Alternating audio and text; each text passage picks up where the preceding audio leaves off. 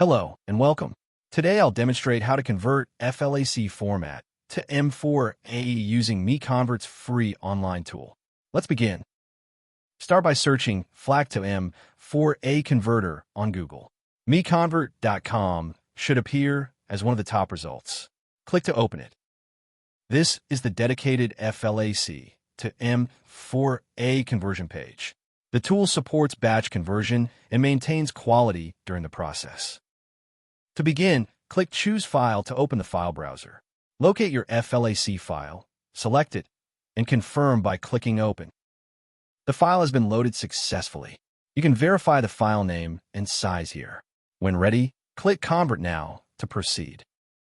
The conversion engine is processing your file.